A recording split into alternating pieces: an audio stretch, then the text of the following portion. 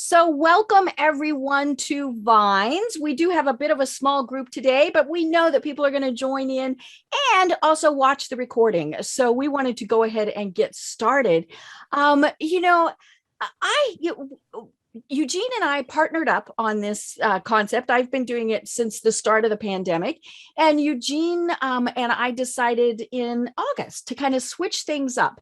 And what we're focusing on is the life wheel or the wheel of life. I forget which way it goes, but part of, it's great because it gives us topics. So Eugene, tell us a little bit more about what the wheel of life is.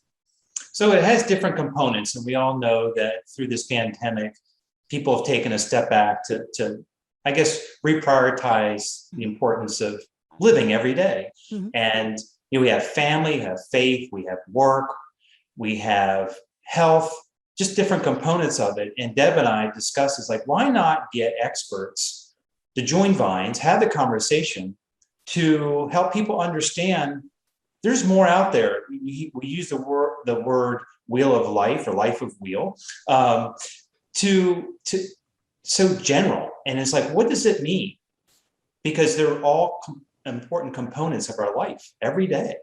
So we wanted to bring experts like June with us today to talk about how do you enhance your life? And is it a perfect balance? Well, we sure aim for it, but there's peaks and valleys. So our goal has been to just bring the experts forward and teach us something. Well, and one of the pie slices on the wheel is fun. And I think one of the things that we have discovered is, and we always know this, we never have enough fun in our lives. But we know how important it is to have fun in our lives. And so when we reached that part on the wheel, there was only one person that I immediately thought of as being our speaker, because she is so fabulous at this. I know she's looking around trying to find who the heck I'm talking about. But I've known June since I moved to Atlanta. I've interviewed her on my podcast at least once. I think I was on your podcast. I've been to your stand-up show, and so June covers so many different aspects of humor. And so, I thought, this is the person we need to talk to. And so with that, I'm going to turn it over to June. June, tell us a little bit about how you discovered that this really is your true passion in life. And it is such a passion for you. And then let's talk about, what are some of the challenges and things that people are really facing? Oh my gosh, what a great intro. And I am grateful that you remember me and remember me when it comes to fun, because there are other things that some people remember me for, and they're not as fun. So yay, this is a good start. Humor, first of all, I just want to acknowledge where we are with COVID and the crazies. And I mean, my God, if you're here or watching this later, then we're still alive, which is no small thing. And I'm flashing back to, a year and a half, pushing 2 years ago now. It's crazy. And I just, part of what I want to talk about today is what I call TOFFY. Okay, it's misspelled, but it's an acronym, TOFFY: tired, overwhelmed, frustrated, and exacerbated. We're just done. So many people are just done. And I listened to just a titch of one of your previous posts, and to find out that y'all were so entrenched in wellness and happiness. Oh my God. Yes, that's what we do. And that's, to answer part of your question, Deb, is how I got into this craziness, was trying to survive. Now, I don't know if anybody else has been, if they came from a dysfunctional family. My people were crazy. They were crazy. A lot of issues in communicating and are not communicating. I discovered early on that if I could make my crazy stepdad, which is the only dad I ever knew, so I've never referenced him as a stepdad, but if I could make him laugh, we might live another day. And I mean that very literally. So walking on eggshells and just being in that really high frustrated and exacerbated mode. So I figured out that if I could twist it, turn it, tweak it by making everybody laugh, then it shifted the energy. That's why I'm passionate about this. That's why I can't not do it. And I love teaching, training, coaching people that either want to do it mo better or don't think they can do it at all, because we all have our comedic style and our mannerisms, our attitudes, and we'll get into that just a little bit later. But I just go back to the COVID thing. I tell you a couple of funny stories, which is what we're about. And I want people to get wherever you are, humor is. So if we go back and look at just the beginning days of COVID, I mean, we were stuck. We were in the house. It was crazy. And my husband was, I mean, we put on some pounds. I found my COVID-19 pounds. And Deb, you know me, and you know it's been such a struggle all my life. I've struggled with weight. And so this became a big problem. I was sitting on the couch one night looking at my darling and his lazy boy, and he's sitting there, chowing down on some stuff. And I just looked at him and I said, I think we need to start planking. And he's in the middle. Yes. Thank you, Eugene. He's in the middle of a TV show. He spewed his Little Debbie cupcake and his Diet Coke all over the den and looked at me like I had lost my mind. And he said, "Have you lost your mind?" And we just laughed so hard that we were losing fluids. And the point is, it shifted and changed everything, which is what humor does. I like to say that we give the gift of laughter and we receive the grace of humor. So that's the power of it. I will never let it go. I can't not. It's just who and how I roll. And then the next question is typically, how did I get into this? And again, it was always part of me. But also, and I do want to caution a little, it can be a double-edged sword, because those of us that are skilled and expert in this, we can hide behind humor so easily. And that isn't necessarily a good thing, but it's a protector. It's a boundary and a border, and it's a way that you may think you're getting close, but oh, honey, not so much. So I want to caution that, give that little tale of woe to the power of humor as well. But the question, I get two questions all the time, so I'll answer them here. The first one is, what is the first question? Oh, how did I get into this? How did I start this? Well, I told you how it started. But what I discovered is in corporate and in positions and jobs, I could make myself stand out. I could earn what I call the 3 R's. I have a couple of sets of 3 R's. We'll go through those, but the 3 R's are recognition, respect, and reward. And that's what I realized I was getting by being able to be the one in a business meeting, in a boardroom, to be able to give a quip, a quote, or a funny line.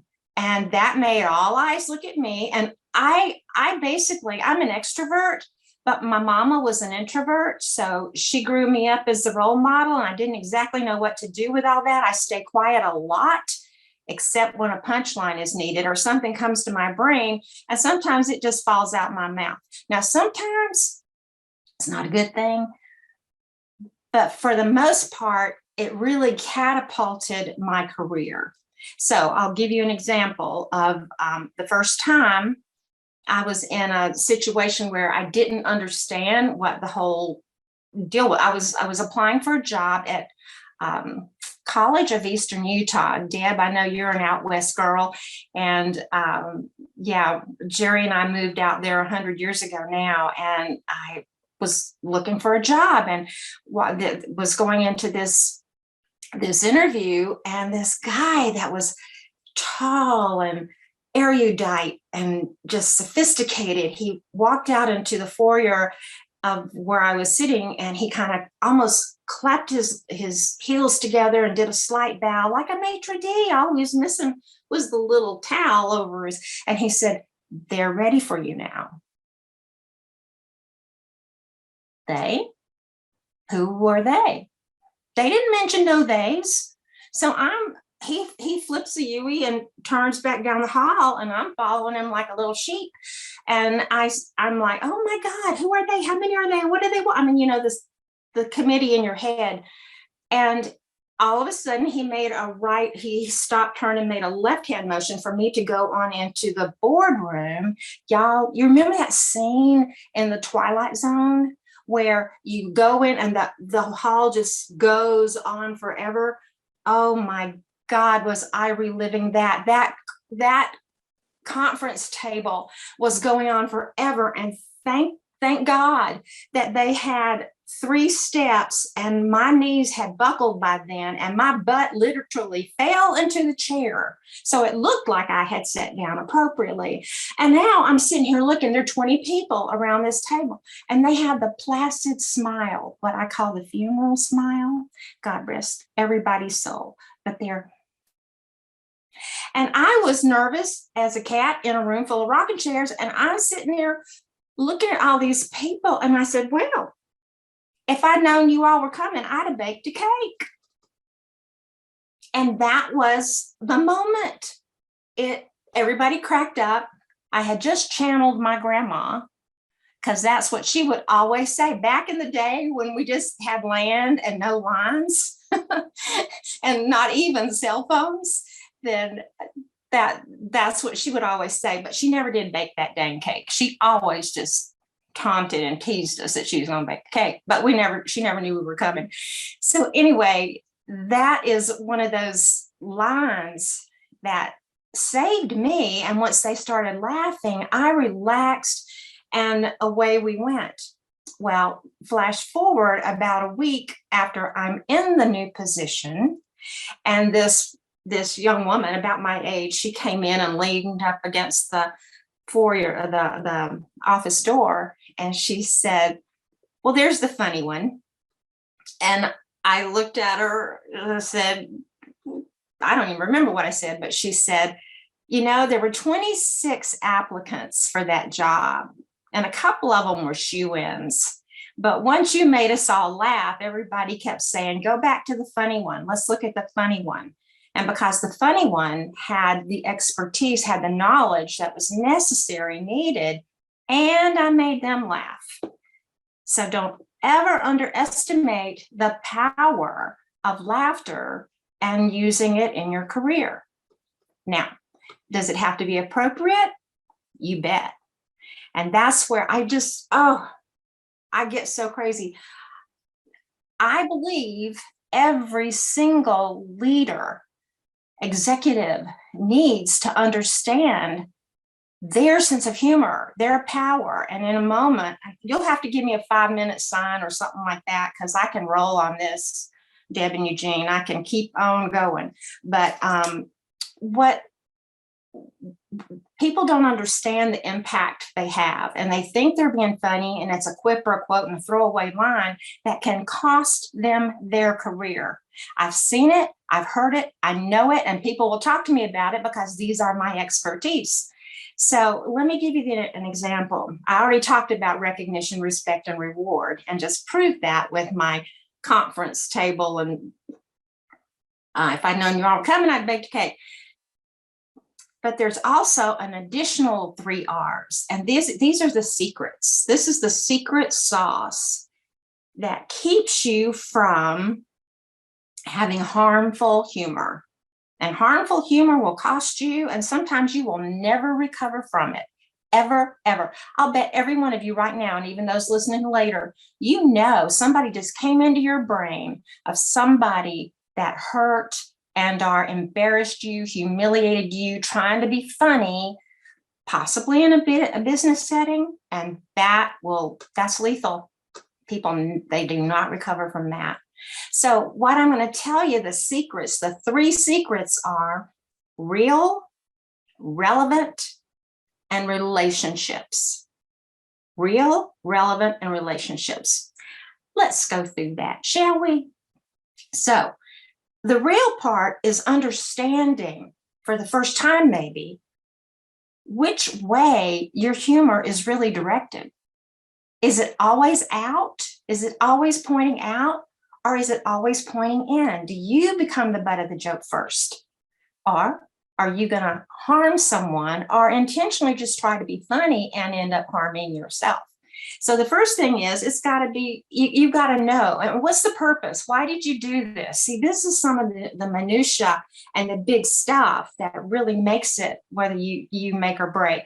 So the real part is understanding why, who's going to pay for this? So I like to equate it to your belly button, and in some of my, when we were doing this live, and you can do it here too, because I just want to know if your humor matches your belly button. So you can look, but yeah, is it an innie or an outie? You know, I mean, people get a little, sometimes they don't run with that exactly like I mean to, but it is, to me, it's funny. I just thought one day, I wonder if humor matches our belly button. So it does mine, but that's more information you want. Okay, and then the relevant, let's move on, shall we? And I don't know how we do it on time. We're good? Okay, great. So the relevant. Sometimes we try to do a callback or something goofy that is it's called YHTBT, and I wish I could remember the author that I borrowed that from, but YHTBT, you had to be their humor. And so sometimes you had an event and you think you're going to pull it back, but it's so not relevant. And especially in business, I've seen it happen where nobody knew what the hell you were talking about. So anytime you make them think, you're taking them away from the topic or the point or the punchline. Anytime you take them away. So when you have somebody going over here trying to figure out what the hell you're talking about, then you've lost them and definitely lost the point of humor. So it has to be relevant. Oh my God, I could give you so many examples that I'm seeing now on TV, but they're political, so I won't. But it's like, oh no, you didn't. You did not just say that on TV. It's like, they need me, people. They have no clue. But the point is, it's costing. It's costing them, because that then becomes a sound bite that people live with later. So it's powerful. It's big stuff. Okay, what's next? Oh, relationship. What kind of relationship do you want to have, particularly with your loved ones?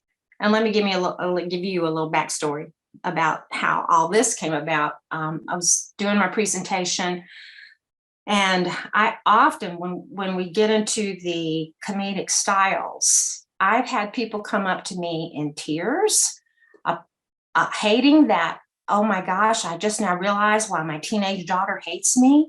I just now understand why my wife has been telling me for 30 years, I hurt her feelings. And I'm saying, can't you just take a joke? I'm just kidding. So do you see the pain? Would you stay with somebody for 30 years? But see, we are in families. There's a lot of harsh humor, but it's meant in fun. But that's the way I grew up, and it wasn't fun. It was always trying to be defensive or not get my feelings hurt. So you see where all this kind of comes together. So the point is, one of the turning points of my life was reading Stephen R. Covey. We all know the book, 7 Habits of Highly Effective People. And when he talked about the emotional bank account, I still get goosebumps. It changed my life, and it made me understand why humor works or it doesn't. You may not have the emotional bank account of 30 years to be able to get away with some of this stuff. And then you wonder why people go away and you don't see them again, or they don't respond, or now you've lost a friend and you don't even know why. So what Stephen Covey said was, for every negative emotional hit, it takes 20 positives to be equal, to be back to level. How many times do you have that kind of opportunity? Unless it is a family member, kid or spouse or whatever, but most people don't even still get it or know that there's damage done. And then they wonder why. It's like the opposite side of a magnet where it repels and you don't even know what's going on. So subtle and yet so critical. So those are your 3 keys, and you need to go through them in a nanosecond. When that thought comes to your brain, you got to know, is it pointed in or is it pointed out? Is it relevant? And is this going to harm, or is this going to charm or harm a relationship, business or professional? And once you get those 3 down so that they just, in a nanosecond, I'm gonna not say that. And how many times have I bitten my tongue? And you probably needed to. But then the opposite side of that is true as well. There are times when it's so relevant, and because you do make that quip or quote, it makes you a star. And that's what happened to me around other boardrooms when I would just state the obvious. And it brought me to a very highly visible area. So I don't know if you can go to can you put my website up? I just wanted to show people. We certainly don't have time to go into it now, but I would love it. You'll see my website, which I'm just so dang proud of it. You can see right here that make it a great ride, because I ride a Harley, people. I'm a Harley girl, and I've ridden for about 16 years now. So see right there, all throughout, you're going to see what's your comedic style. Take the quiz. It's free. Don't go there now. I don't click on that one. But yeah, there I am, girlfriend. I'm on that motorcycle as often as I can be. But if you'll go down, it's about a third. I love that. If the humor fits, wear it. See what I'm saying? Okay. Go on down. I impress myself with those logos. I got right here. There you go. So this is what I want you to know. When you take the quiz, you are going to determine your comedic style. And when you know that, as it says, you stay right there, Deb, but further down it says, once you take this quiz, you're going to know 99.99999% more than the planet does about the power and the appropriateness of using humor. So I'll just go through these I'll start at the upper right-hand corner. You can see the crazy right there. Don't click on any of them because they might go somewhere. I can't remember if those take you to the quiz or not. But the crazy, I love it when somebody else is driving. Don't you love it when somebody else is driving? Yeah, absolutely. But you're driving really well. You're doing great. Thank you so much. So yeah, the crazies, you might be a crazy if you will. Oh, can they see me yet? Can they see me with this? Yep. Oh, they can? Oh, okay. Very cute. Very cute. You might be crazy if you are willing to wear something on your head, including a lampshade. But these glasses, oh my God, if they could talk, you can see they're just scary. But they've been around 30 years, and the stories that got me out, well, it didn't get me out of a ticket. Actually, I had it on as I was being pulled over. It would get me out of a ticket. And he told me to step out of the car. So do not try this with a Georgia State Trooper. He informed me that it looked like a disguise, and that he could have taken me to jail. So I really can't recommend you do that.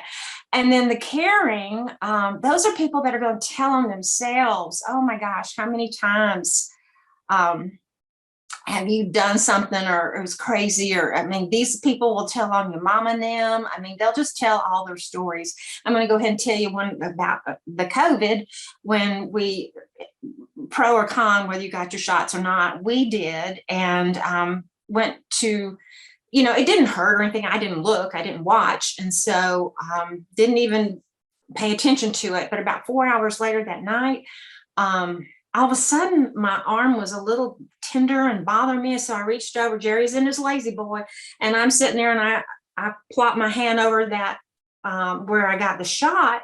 And I was like, oh my God, I've got a hump on my arm the size of Texas. Oh my God. And Jerry's like, let me see, let me see. I said, I bet they broke a blood vessel. And I pulled my shirt down over my shoulder, and Jerry's right there to see what on earth. And y'all, it was a bale of cotton under a Band-Aid. I had no idea that they had put a wad of cotton. So I'm sitting there, and we start again losing fluids. We're laughing so hard we have lost fluids. Well, I've told that story more than once, and people tell that story, and now it's, who knows? But even Jerry was having some work done on himself recently, and he told the nurse the story, and she started laughing so hard. And when they got through with his procedure, she put a bale of cotton under his Band-Aid in honor of my bale of cotton. So we would now be married bales of cotton. We have both had our bale of cotton story. Do you see what I'm talking about? Do you see how this works?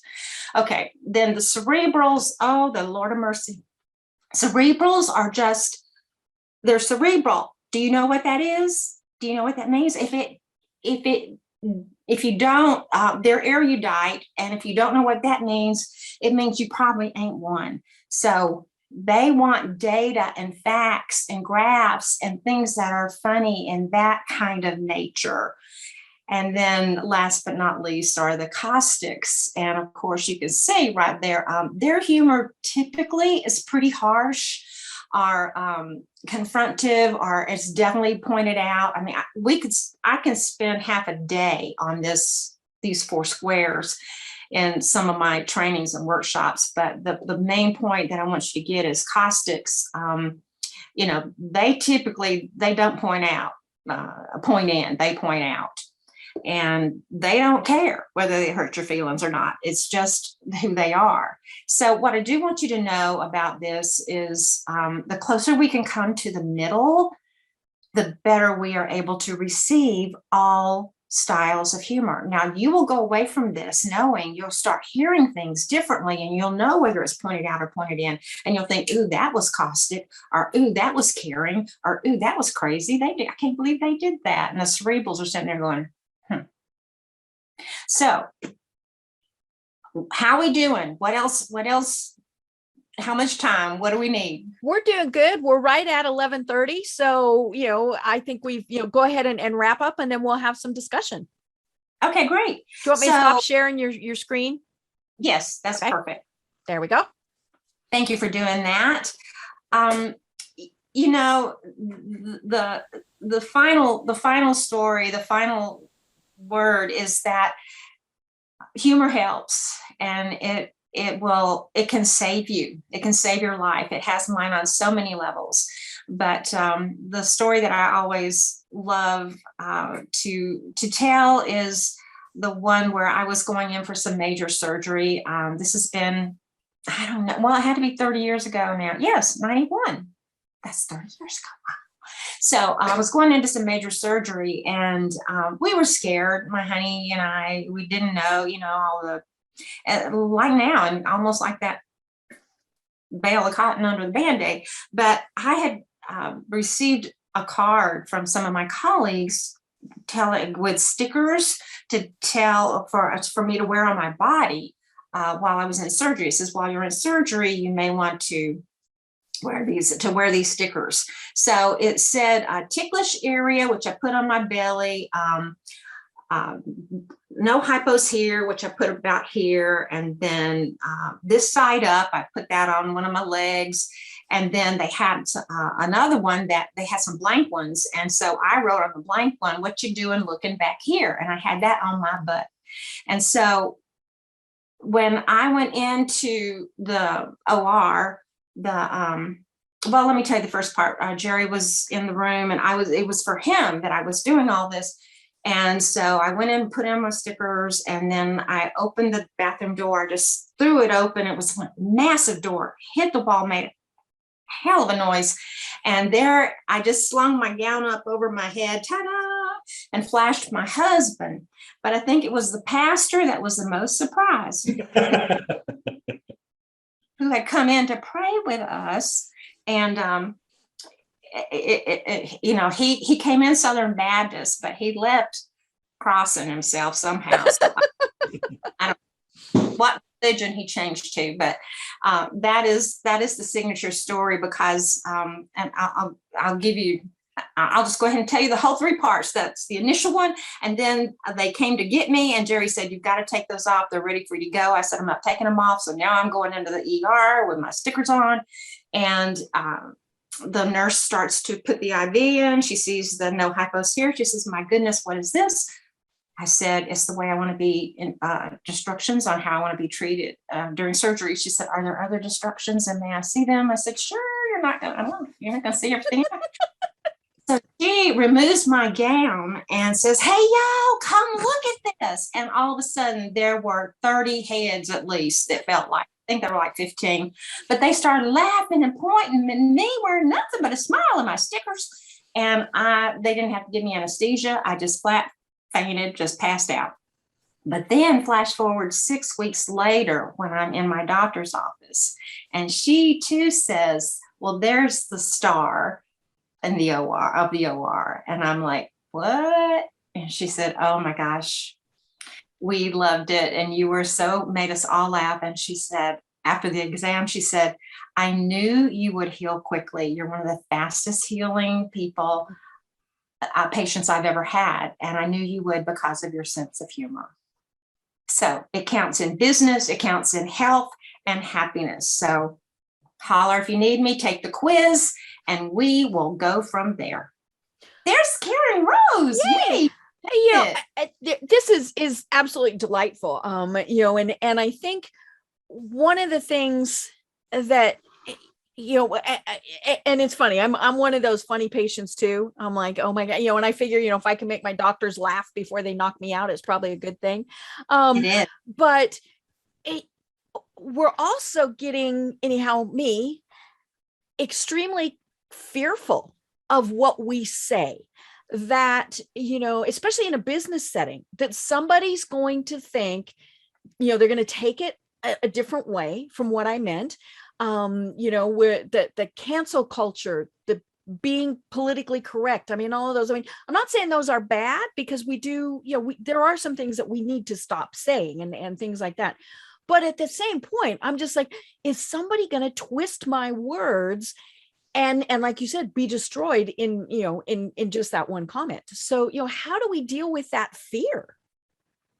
Thank you. I was going to go there if we had a moment in the Q&A. I just was on a 3-day conference that the focus was on humor, the relevance of humor, and if it was going away, if humor was dying because of exactly what you just said, Deb. And, I'm like, and do we throw it out? Do we throw humor out, the bathwater with the baby? Do we throw humor out? And so, I'm like going, no, stop. Number one, I just gave you the 3 ways that you can protect yourself.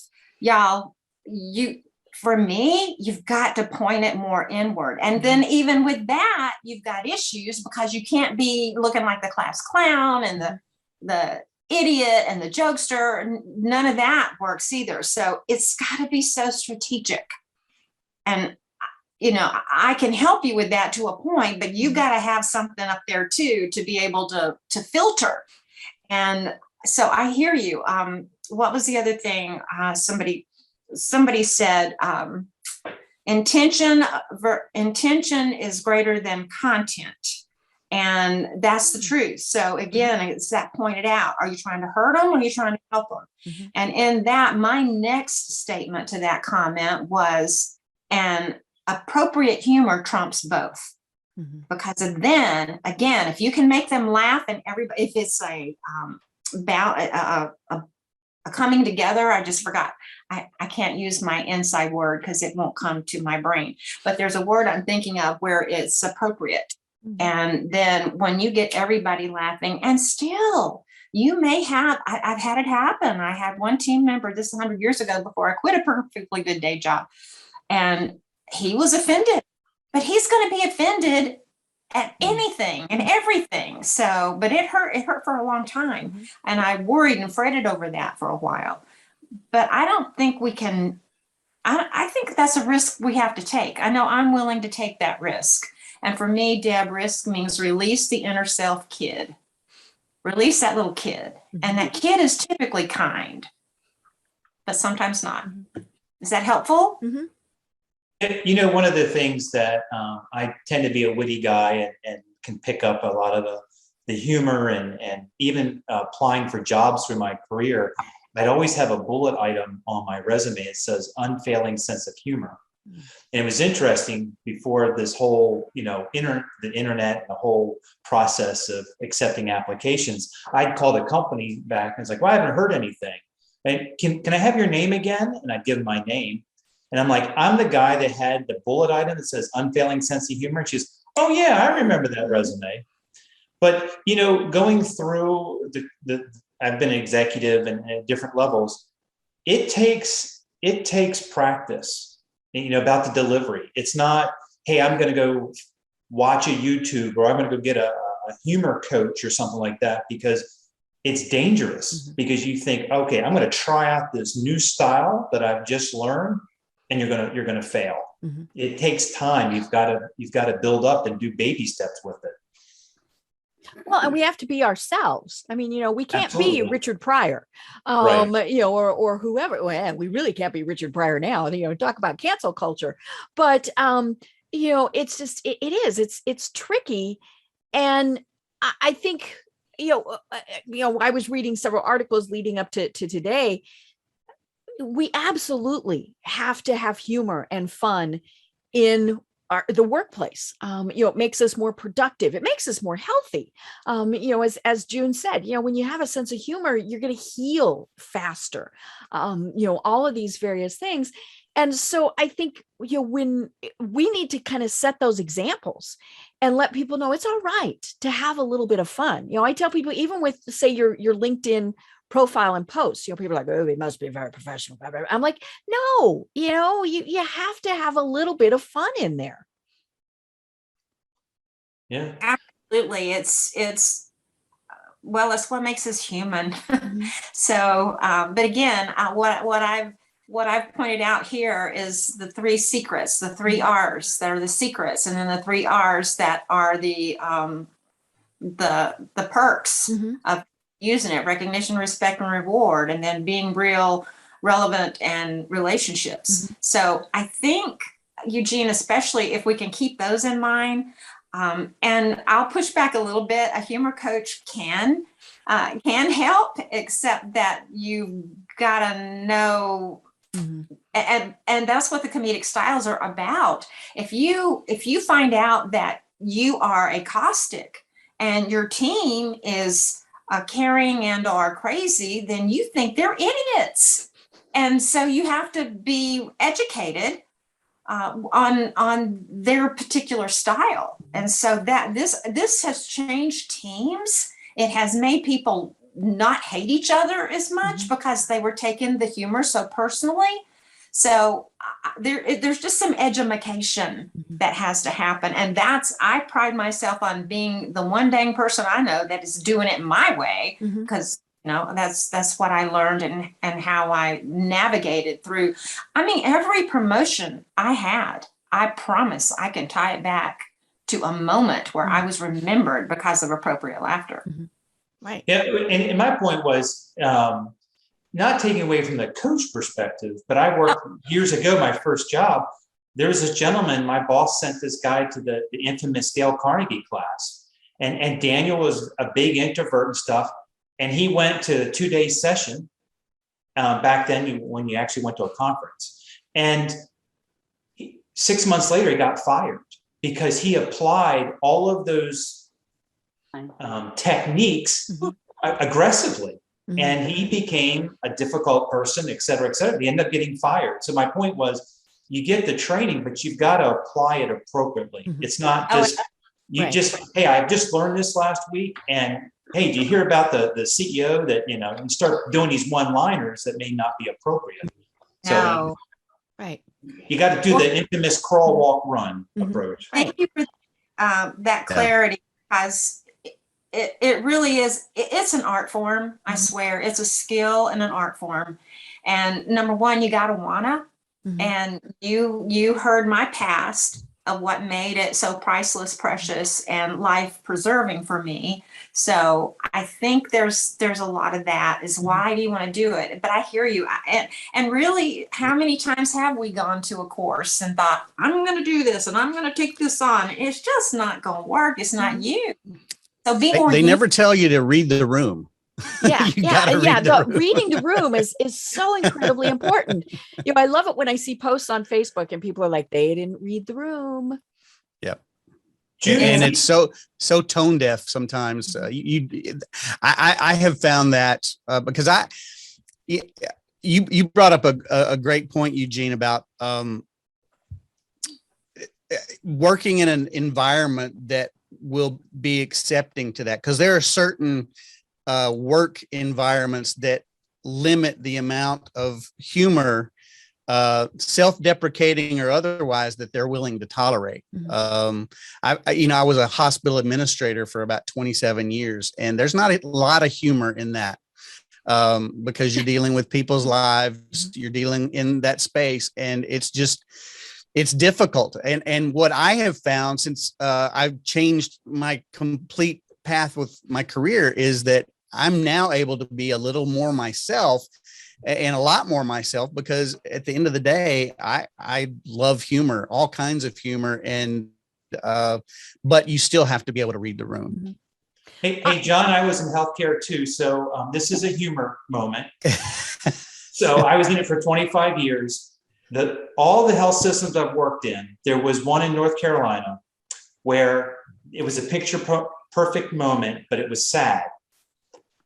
We were launching an initiative and we went out and got balloons. And we were walking in the back of the hospital. Well, in front of us, a funeral home company was coming in to take someone from the morgue. And the way the hospital was positioned, the back executive offices were facing the back parking lot. And 3 of the executives were standing looking out the window just randomly. Here I walk along with this other person with like balloons following the funeral director in the stretcher heading toward the morgue. And they had humor with it in the room. He said, I just wish we'd have captured that. That was just a moment that was just unbelievable. I love it. Well, I love it. A quick story on my end with humor in the wrong place, which I still think it's funny, but you remember all the compliance that we had to go through to be Y2K compliant. And on December 31st of 1999, I was working for a large healthcare system, and all of the executives had been told to come and be prepared for the worst. So we're all in the cafeteria, and I positioned myself near the lights, so that as we were counting down with Dick Clark on the local time, I turned all the lights off and thinking that, oh, Armageddon is here. And then I turned them back on and said, just kidding. And it was not good. They thought good thing you were in a hospital. Out of the sky. Yeah. Well, thank you for that story, John, because one of the areas of topics I'm working on now is the cost of just kidding. Oh, wow. Just kidding. Yeah. So that was one of the moments when it's so big that and it's, who knows, who knew? I mean, it could have gone just as easily the other way, John, where they thought, yay, we're alive. But I think everyone was so on edge. Yeah, it was probably not the right time to do it, but I still thought it was fun. And I think one of the things that we need to always keep in mind is, if something falls flat, sometimes the best thing we can do is say, "Oh my gosh, I'm sorry." When we try and put it, well, like, don't you understand that was funny? Then, they're like, well, it's okay to say, oh my gosh, I'm sorry. I, fell flat on that joke. Well, we're going to go forward from there. But because we've all seen both, right? Where, right. they apologize and you're like, okay, that's cool. But I'm curious, John, when I am doing social media posts, I can reread what I write. And sometimes I reread it multiple times to make sure that, I'm getting across hopefully what I want. But when you do so many podcasts, I mean, those are live and basically improv. What do you find, are there hiccups? Are there, moments where you think, okay, edit that out? Yeah. So we edit out all of the imperfections, if someone sneezes or coughs and all those things, but we also edit for content and context. We had someone that not too long ago was telling a story about a major company that they do business with. And it was a very funny story, but it didn't put that company in the best light. And so after we recorded, I said, are you sure you want to say this about company X? And he's like, what did I say? And then I repeated what he said. And I said, I can't believe I said that. Please get rid of that. That would not go over well. So we do have to kind of know our clients well enough to understand where that context is being applied in that podcast, and if it's going to be good or inappropriate in that case. So yes, there's a lot of that goes on. And yeah, live stuff is just, and I don't care where you're doing. I mean, live is tricky. And I always say, for many people, improv is a good class to take. And I mean, I know companies that make their senior executives take improv classes, and just like with everything else, some are really good at it and some are like, no. So, well, I want to welcome Karen. So welcome, Karen. We're glad that you were able to join us. We are recording, so you can go back and listen to what you missed later. But yeah, it's been a great discussion with June. Hey, I have a question for June. June, with the years of, we'll say the last decade, more people are behind the keyboard and not in person. So there's a different style, body language, delivery, et cetera. And we see it all the time now. People do the LOL or the emoji with the laughing and the tears and stuff like that. But I have found there's individuals out there that will say they try to be funny, but to your point, you can come across incorrectly. And then afterward, they'll throw out an emoji. They try to quickly cover up or do LOL, like I was just kidding around or whatever. Do you find in today's world where people just don't understand how to do text humor? It's just the delivery is just zero.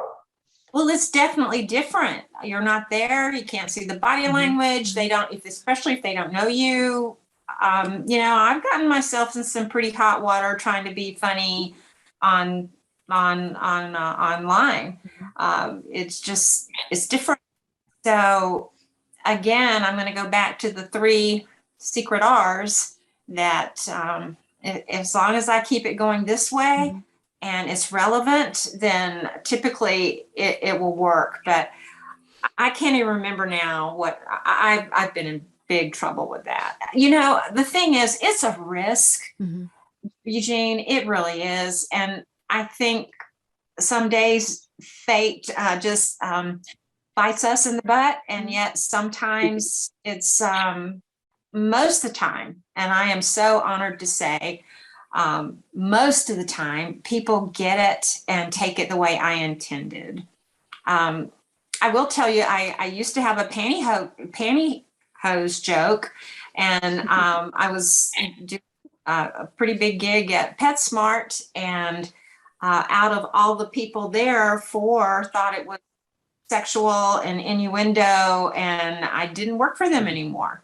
So it doesn't take many, it doesn't take a lot to, corporate, they can't afford to do that. Right. But I told that all over the planet, and it didn't have that effect. So I don't know how you can prepare for that or stick an emoji behind it and say, "You're just kidding," or can't you could just take a joke. Those are 2 of the most deadly things. If I could leave you with anything, it's stop it. Do say, oops, or wow, I wish I could reel that one back in, or was that my outside voice? I mean, there are things that to make it still be a step up toward funny, but you blew it right then, and you may not understand all the background and the nuance and the situation. Well, and there, it's like you said, there are always going to be somebody that either on purpose, because right, there are those people who deliberately want to troll. And then there are those that you don't. I mean, I was giving a presentation one time and I was talking about being authentic on your use of social media, and that you can't use it to be selling like a used car salesman. And danged if somebody in the audience didn't walk up to me afterwards and say, guess what I do? Now, he thought it was funny. I mean, he has spent his entire life or career, with that. But so all I did was I just switched. And so now I say snake oil salesman, because hopefully those people are long dead by now. But yeah, so it's okay. Is there a different term I could use to maybe make sure that I'm not offending people? And so that's just kind of one of those things. And again, it's back to, reading the room. I mean, I would never say something like that if I if I really knew that there were, people in the audience that were used car salesmen and all of those, it is hard, it's just, and so then what happens is what I was saying before, then we just don't do it at all. We're like, no, I'm not going to put myself out there. I'm not going to take a chance. And we can't do that. I mean, we do have to be authentic to who we are. You may lose one every now and then. And John, can you edit out the company that should not have been mentioned that I just Exactly. Yeah. That happens all the time.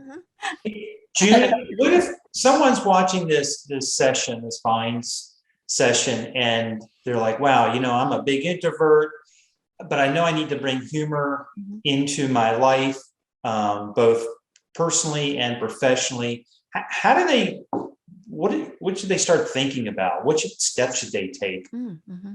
Memes, absolutely memes.